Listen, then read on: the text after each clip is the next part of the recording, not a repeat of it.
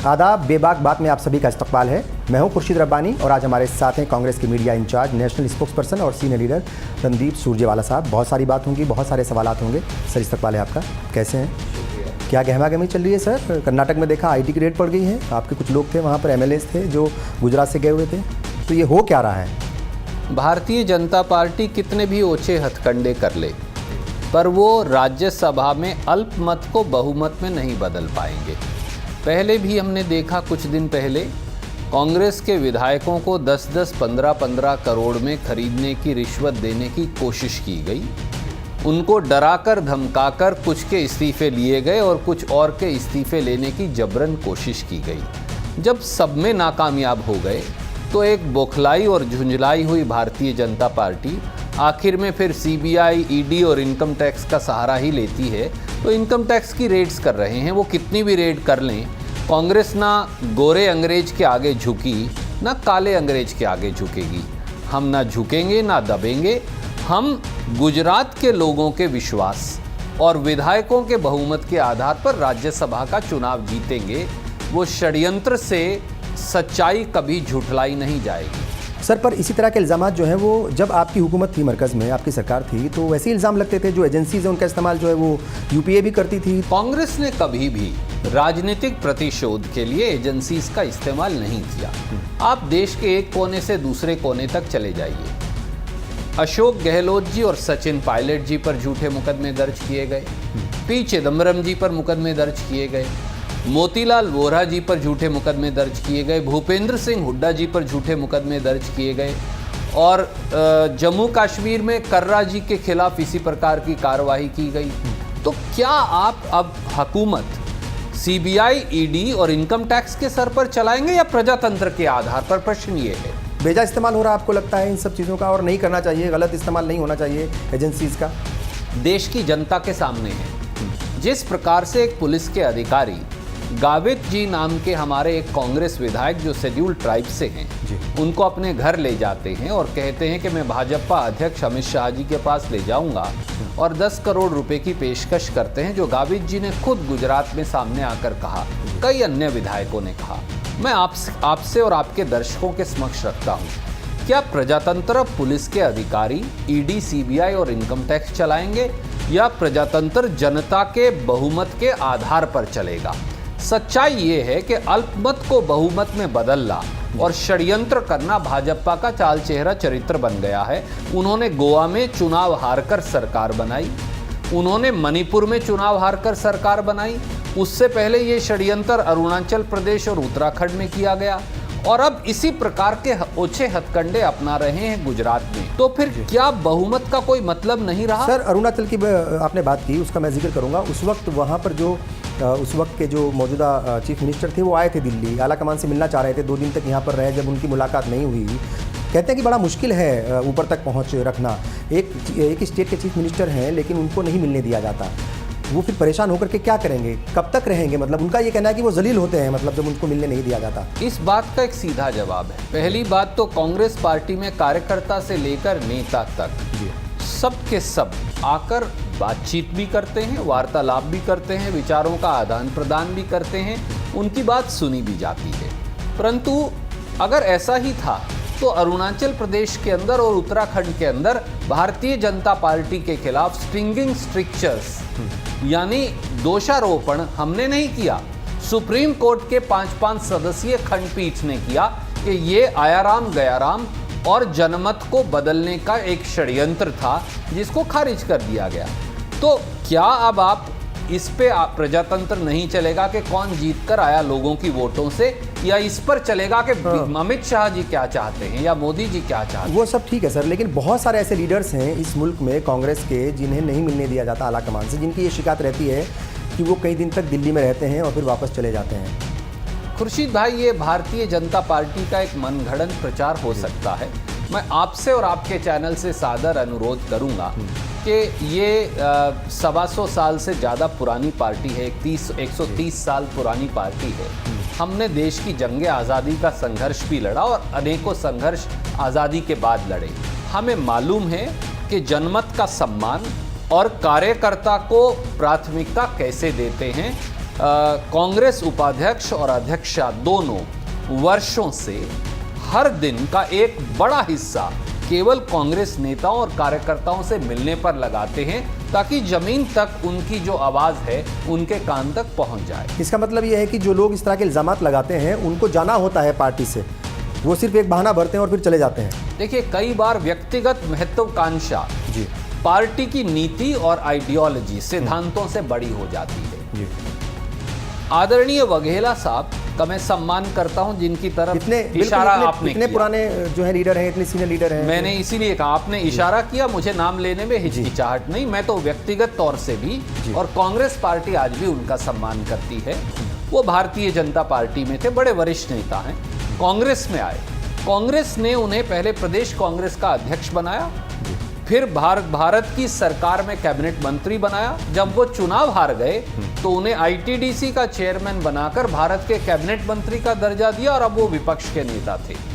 किसी कारणवश वो चाहते थे कि प्रदेश कांग्रेस कमेटी में उनकी मर्जी से बदलाव हो। पर मैं ये कहना चाहूँगा, कोई एक राजनीतिक दल में एक व्यक्ति इस प्रकार की मांग नहीं रख सकता।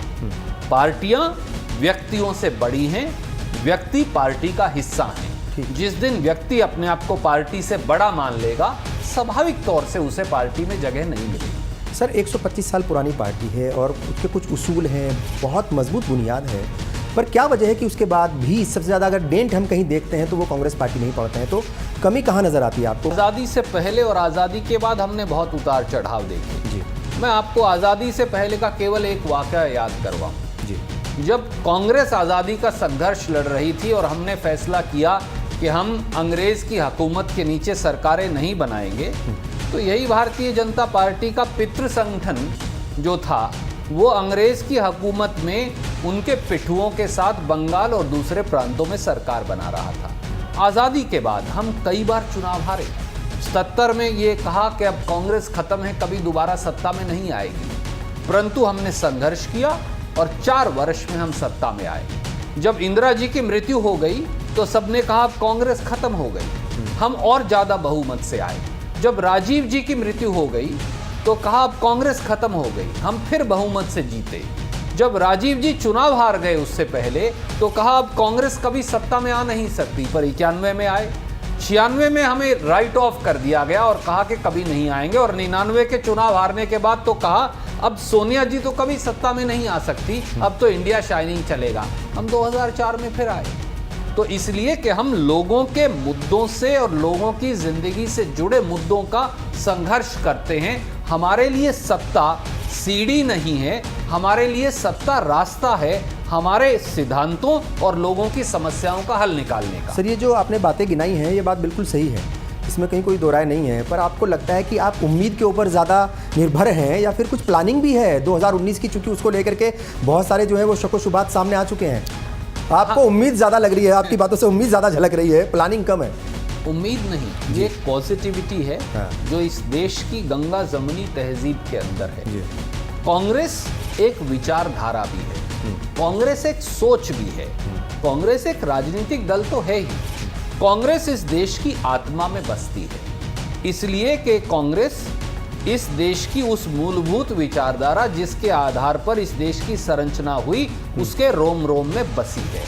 और इसीलिए मैं जब ये कहता हूं कि हम दोबारा वापस आएंगे तो हम इसलिए नहीं कि हम सत्ता की सीढ़ी ढूंढ रहे हैं, हम इसलिए वापस आएंगे कि मौजूदा सरकार में बेरोजगारी सर चढ़कर बोल रही है, उद्योग धंधे ठप पड़े हैं, किसी व्यक्ति से बात करो तो कहेगा धंधा मंदा है, नौजवान के लिए भविष्य नहीं बचा, देश जो है अंधकार के अंदर डूब रहा है। केवल नफरत और बंटवारा मोदी सरकार का सूत्र बन गए हैं। ऐसे में विकल्प जो है वो केवल और केवल इस मुल्क को बचाने का कांग्रेस है। पर आपसे धीरे धीरे वो मुद्दे छीन रहे हैं। पेट्रोल के प्राइस जो अलग अलग वक्त पर बढ़ते थे अब वो हर रोज़ सुबह बढ़ जाते हैं, तो आपके पास जो है वो पेट्रोल के प्राइस कम हुए या ज़्यादा हुए, बढ़ रहे हैं या क्या हो रहा है, वो बहुत ज़्यादा जो है वो इशू नहीं बचा आपके पास। महंगाई भी बढ़ रही है, टमाटर जो है वो देख रहे हैं उसका, लोग कह रहे हैं कि सेब और टमाटर का रंग एक और प्राइस भी एक हो गया है। तो इन बातों को आप आवाम को नहीं समझा पा रहे हैं या वो नहीं समझ पा रहे हैं जो विपक्ष है, जो अपोजिशन है, वो बिखरा हुआ नजर आ रहा है। अपनी जो भूमिका है उसकी, जो एक रोल होना चाहिए, वो उस मजबूती के साथ नहीं दिख रहा है साहब इस वक्त। आपने 3 बड़ी वाजिब बातें उठाई, आपको साधुवाद। ये सच है कि लोग इस देश के कह रहे हैं कि भाजपा विधायक खरीद रही है और जनता के पास टमाटर खरीदने का पैसा नहीं। ये भी सच है कि रसोई गैस के 18 करोड़ 11 लाख उपभोक्ता हैं जो सब्सिडाइज सिलेंडर लेते हैं। 64 रुपया तो भाजपा 3 साल में बढ़ा चुकी है और अब 4 रुपया प्रति सिलेंडर बढ़ाएंगे तो कुल 110 रुपया सिलेंडर के भाव बढ़ जाने वाले हैं। इससे अकेले से लगभग 9 से 10 हजार करोड़ का अतिरिक्त बोझ आम आदमी पर पड़ेगा। गृहिणी का बजट टूटेगा। पेट्रोल और डीजल पे 1 रुपया पेट्रोल पे डीलर कमीशन बढ़ा दिया, 72 पैसे अभी डीजल पर बढ़ा दिया 1 तारीख से।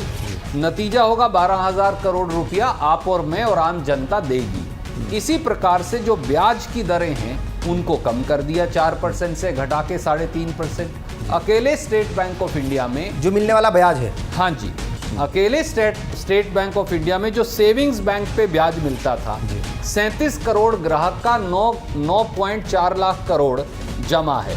तो 1 साल में 4700 करोड़ का नुकसान होगा। मोदी सरकार आए दिन ऐसा प्रहार करती है। कांग्रेस उस बात को उठा रही है। कई बार लगेगा कि सब दल हमारे साथ चल रहे हैं, कई बार हमारे साथ नहीं चल पा रहे, परंतु हमारा कर्तव्य है कि अगर हम अकेले भी हों तो हम जनता की आवाज़ उठाएं। जनता की लड़ाई हमारे लिए सर्वप्रथम है। सर ऐसा लगता है जो पब्लिक परसेप्शन है ना, जो लोगों के बीच हम जाते हैं, बात करते हैं, ऐसा लगता है कि बहुत ज़्यादा सीरियसली वो विपक्ष को नहीं ले रही, खासतौर से कांग्रेस को, क्योंकि कांग्रेस बड़ी पार्टी है। वजह क्या है? मतलब लीडरशिप की कमी है? क्योंकि मैं सीधा सवाल पूछ रहा हूँ, अभी भी बहुत सारे लोग राहुल गांधी के ऊपर बहुत ज़्यादा यकीन करने के मूड में नहीं हैं। उनको लगता है कि वो अभी सियासत में बच्चे हैं, उनको लगता है कि सियासी समझ उनको उतनी ज़्यादा नहीं है, उनको लगता है कि वो उतने मजबूत नेता नहीं है, क्योंकि उनका मुकाबला करके देखते हैं सीधे मोदी से। तो वजह क्या है? तमाम जो चीज़ें हैं, ये लगता है आपको कि वाकई लोग यकीन नहीं कर पा रहे हैं, उनका परसेप्शन अभी भी चेंज करने में आपको वक्त लगेगा? खुर्शीद भाई, एक भाजपाई प्रचार हो सकता है, पर मैं एक उदाहरण दूंगा जी। कृपया करके राहुल जी का आंकलन उसके आधार पर भी कीजिए। अब राहुल जी कई बार लोकसभा के सदस्य चुनकर आए। यही श्री राहुल गांधी जब 10 साल यूपीए के पार्टी के महासचिव थे तो पार्टी ने 37 चुनाव जीते। इन्हीं राहुल गांधी जी के नेतृत्व में। लेकिन अध्यक्ष उस वक्त, जी अध्यक्ष जो है वो अभी भी है, अभी भी वही है, लेकिन जो है कमान वो किसी और के हाथ में है अभी। नहीं, मेरी बात सुनिए। हाँ सर। अध्यक्ष आज भी सोनिया जी हैं। हाँ। यही श्रीमती सोनिया गांधी के नेतृत्व में हमने 2004 का चुनाव जीता, पर 2009 का जब चुनाव आया तो सोनिया जी और डॉक्टर साहब के साथ साथ एक मुख्य चेहरा 2006 और 7 के बाद राहुल गांधी थे। राहुल गांधी के नेतृत्व में जब कांग्रेस ने चुनाव जीता तो राहुल जी को श्रेय नहीं दिया भाजपा या किसी ने, पर उससे उन्हें फर्क नहीं पड़ता।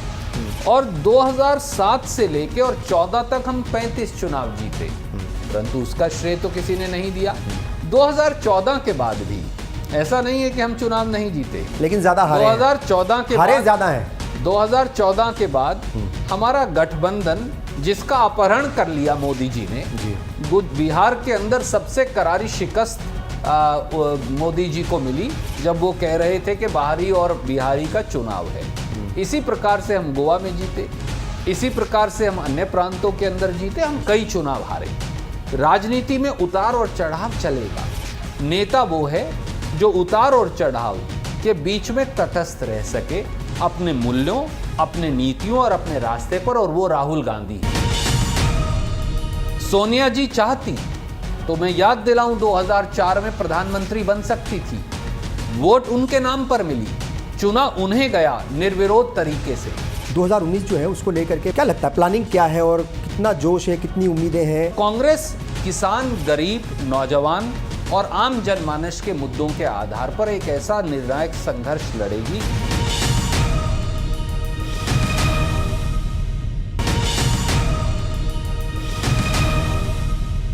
सर एक सवाल जो है वो लगातार आपको वो आपसे होता रहा होगा और होता रहता है। राहुल गांधी की जो मैंने पूछा भी है, राहुल गांधी की जो इमेज है उसको कहीं ना कहीं मेकओवर करने की भी बात थी, वो चल रही है, लेकिन लीडरशिप को लेकर के भी सवाल है। कई बार लोग कहते हैं कि प्रियंका गांधी को आना चाहिए, ये सवाल भी उठता है। और अभी अमित शाह जी ने भी 2-3 दिन पहले बोला है कि हमारे यहाँ बहुत ज़्यादा आज़ादी है, यानी बीजेपी में अमित शाह भी प्रेसिडेंट बन सकते हैं। तो कांग्रेस में रणदीप सुरजेवाला जो है वो क्यों नहीं बन सकते प्रेसिडेंट? पहले आप ही के सवाल का, आपने 2 सवाल पूछे, दोनों का जवाब देता हूं। जी। आज पूरे देश में किसी से पूछ लीजिए, भारतीय जनता पार्टी नाम का संगठन मर चुका, खत्म हो चुका, गौण हो चुका। भाजपा का मतलब 2 लोग हैं, एक माननीय नरेंद्र मोदी जी और एक अमित शाह जी। तीसरा कोई व्यक्ति भारतीय जनता पार्टी में नहीं है। यहां तक कि राष्ट्रपति पद और उपराष्ट्रपति पद की उम्मीदवारी के लिए भी एक भाजपा के नेता से राय नहीं ली गई। इतने सांसद हैं, किसी से पूछा तक नहीं गया। अपनी जेब से पर्ची निकालते हैं प्रधानमंत्री और वो देश का निर्णय बन जाता है। यह है एक छत्रवाद। अब दूसरी तरफ कांग्रेस को देखिए, 1989 के बाद गांधी नेहरू परिवार का एक सदस्य भी सरकार का हिस्सा नहीं रहा। हम 10 साल सत्ता में रहे। सोनिया जी चाहती तो मैं याद दिलाऊं 2004 में प्रधानमंत्री बन सकती थी। वोट उनके नाम पर मिली, चुना उन्हें गया निर्विरोध तरीके से, परंतु उन्होंने निर्णय लिया कि वो संगठन चलाएंगी और डॉक्टर मनमोहन सिंह जैसे काबिल व्यक्ति सरकार चलाएंगे। और कोई उदाहरण इस देश में बता दीजिए, कल मोदी जी को कहें आप संगठन अच्छा चला सकते हैं, आप ये राजनाथ सिंह जी को दे दीजिए, अगले दिन बवाल हो जाएगा, पार्टी टूट जाएगी। हाँ। या एडवाणी जी को, जो मोदी जी के गुरु हैं, किस प्रकार से उन्हें रिटायर कर दिया गया, दूध की मक्खी से निकालकर फेंक दिया गया, मार्गदर्शक मंडल में लोगों को फेंक दिया गया। बुजुर्गों का अपमान केवल ये शैली भाजपा की हो सकती है। कांग्रेस ने लगातार दूसरे लोगों को मौका दिया।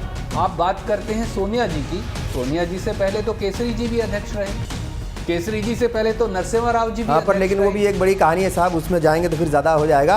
अच्छा, मेरा सवाल ये है, ठीक है और सर, कोई नहीं होगा, गांधी नेहरू परिवार का सदस्य सत्ता में नहीं, हाँ। और दूसरे लोग कांग्रेस के अध्यक्ष रहे, इसलिए दोनों बातें सही। बुजुर्गों की आपने बात कही, राहुल गांधी का एक फॉर्मूला था उस जमाने में, अभी तो शायद फॉर्मूला उन्होंने चेंज किया है कि जो बुजुर्ग हैं उनको भी वैसे ही जैसे बीजेपी में हुआ है वैसे ही करने का उनका इरादा था। और अब कुछ लोग ये भी कहते हैं कि कुछ बुजुर्ग लीडर्स जो हैं वो राहुल गांधी को फेल करने के चक्कर में लगे हुए हैं, उनकी जो है रणनीति जो है उनको फेल करने में लगे हुए हैं। और जो इलेक्शन अगर आप जीतते हैं तो उसका श्रेय आलाकमान को जाता है, लेकिन अगर हारते हैं तो जाहिर है उसकी जिम्मेदारी भी उन्हीं की होती है। तो अब हार ज़्यादा रहे हैं तो उसकी जिम्मेदारी राहुल गांधी के कंधों पर ही जाती है या उनके सर ही मढ़ी जाती है। तो ऐसा लोग कह रहे हैं कि उनको कहीं फेल करने के चक्कर में कुछ सीनियर लीडर लगे हुए हैं। क्योंकि गोवा का उदाहरण आपके सामने है, वहाँ तो पर्रिकर साहब भी बोल चुके हैं और गडकरी भी बोल चुके हैं कि जो गोवा के इंचार्ज थे उस वक्त वो वहाँ सैर करने आए थे, चाहते तो हुकूमत बना सकते थे, नंबर आपको मिल जाते आराम से। खुर्शीद जी, भारतीय जनता पार्टी जी तजर्बे और बुजुर्गों का अपमान करती होगी, जैसा एडवाणी जी और जोशी जी के साथ हुआ, या गुजरात में केशुभाई पटेल के साथ हुआ, या दूसरे वहाँ वरिष्ठ नेताओं के साथ हुआ। हम ऐसा नहीं करते। राहुल गांधी जी का ये मानना है कि तरुणाई और तजर्बा दोनों जरूरी। कई बार इस देश में जिसमें परिपक्वता की इज्जत की जाती है, संस्कार और संस्कृति ये कहते हैं कि बुजुर्गों का सम्मान करो, वहाँ बुजुर्गों के तजर्बे का फायदा उठाओ और जोशीली तरुणाई को आगे बढ़ाओ। ऐसा राजीव जी ने एक समय में किया, सोनिया जी ने किया, और राहुल गांधी जी बहुत गति से कर रहे हैं। पर उसका ये मतलब नहीं कि कांग्रेस में नौजवान लोगों को मौका नहीं मिल रहा। आप हाल के चेंजेस देखिए, आज आरपीएन सिंह जो हैं वो प्रभारी हैं हमारे यहाँ बिहार और झारखंड जैसे प्रांत, झारखंड के।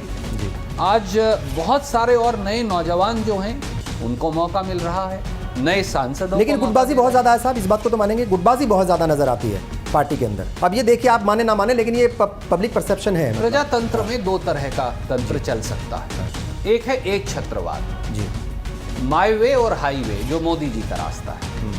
अगर आप मोदी जी से सहमत हैं तो आप भाजपा में हैं, अगर आप मोदी जी और शाह जी से असहमत हैं तो आप सड़क पर हैं, जैसा कई भाजपा नेताओं के साथ हो रहा है। दूसरा ये तरीका है, कांग्रेस एक विचारधारा के साथ साथ एक आवाज भी है। हम भिन्न भिन्न स्वरों को आज़ादी से पहले से और आज़ादी के बाद बहुत चीज़ों पर सरदार पटेल और पंडित नेहरू असहमत होते थे, बहुत चीज़ों पर सरदार पटेल और पंडित नेहरू सहमत और डॉक्टर राजेंद्र प्रसाद असहमत होते थे, बहुत चीज़ों पर गांधी जी और सुभाष चंद्र बोस असहमत होते थे।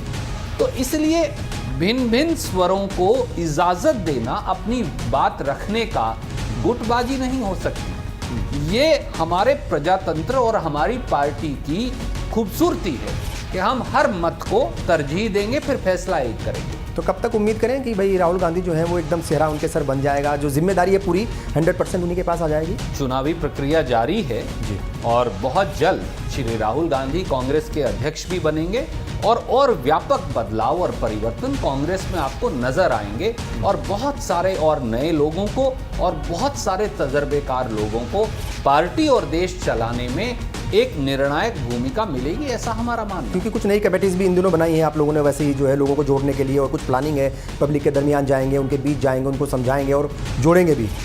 बिल्कुल, कई तरह के ऐसे संगठन, जैसे आपकी पीढ़ी के बहुत सारे प्रोफेशनल्स हैं, पत्रकार भी हो सकते हैं, डॉक्टर, चार्टर्ड अकाउंटेंट्स इत्यादि। अब उनके लिए हमने एक कांग्रेस का नया विंग बनाया जी। जो अनऑर्गेनाइज्ड लेबर है उनके लिए एक विंग बनाया है, ऑर्गेनाइज्ड लेबर के लिए इंटक पहले से है। तो इस प्रकार के कई नए संगठन बनाए, बहुत सारे नौजवान लोगों को अलग अलग प्रांतों में वहाँ की दशा और दिशा बदलने के लिए जोड़ा। हमारा ये मानना है कि दशा और दिशा बदलने से देश जो है उसका राष्ट्र का निर्माण होगा, बातों से नहीं। एक आखिरी राजनीतिक सवाल है कि भाई 2019 जो है उसको लेकर के बहुत सारे शक व शुबात नज़र आ रहे हैं, और दबी ज़बान में कांग्रेस के कुछ लीडर भी कहते हैं कि हाँ 2019 थोड़ा सा मुश्किल है। उमर अब्दुल्ला कह चुके थे, उनकी आवाज़ में कुछ लोगों ने दबी ज़बान में मिलाई है आवाज़। क्या लगता है प्लानिंग क्या है, और कितना जोश है, कितनी उम्मीदें हैं, या सिर्फ उम्मीदें ही हैं? कुछ प्लानिंग और पूरा जोश वगैरह कुछ है कि नहीं है? मतलब अंदर जो बातें होती होंगी वहाँ पर क्या है? मतलब मैं बहुत धन्यवादी हूँ कि आपने ये सवाल पूछा।